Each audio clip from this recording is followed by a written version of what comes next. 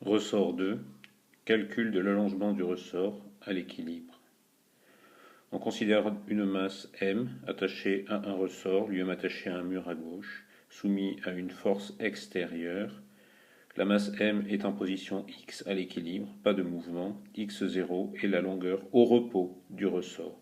Le vecteur allongement est défini par X moins X0 que multiplie un vecteur I unitaire. Nous sommes à l'équilibre, pas de mouvement de la masse M, pas de vitesse, pas d'accélération. Relation fondamentale de la dynamique s'écrit F extérieur sur la masse M plus force exercée par le ressort sur la masse M égale à 0. Dans le cas d'un ressort, la force exercée par ce ressort sur la masse M est égale à moins k la raideur du ressort multiplié par le vecteur allongement. On réécrit alors le vecteur allongement qui est égal à x moins x0, vecteur unitaire i, la force exercée par le ressort sur la masse m moins k allongement, la force extérieure appliquée à la masse m qui est égale à fi, la relation fondamentale de la dynamique dans cette situation d'équilibre et sans mouvement permet d'écrire moins k x moins x0i plus fi égale 0. La position de la masse m s'en déduit immédiatement, x est égal à x0 plus f sur k. C'est le résultat recherché.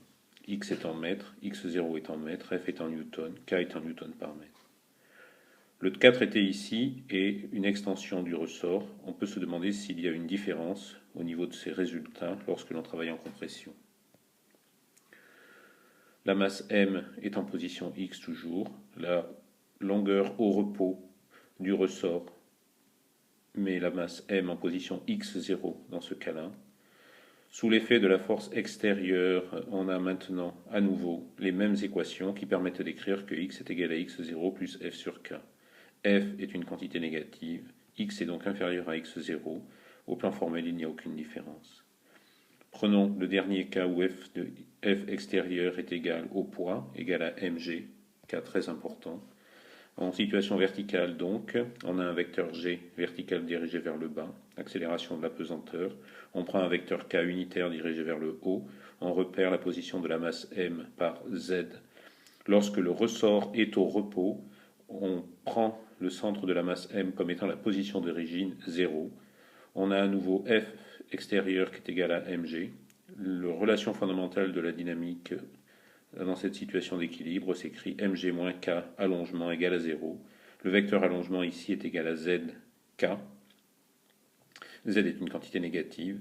Le vecteur g est égal à moins gk. G est une quantité positive. Z est égal à moins mg sur k.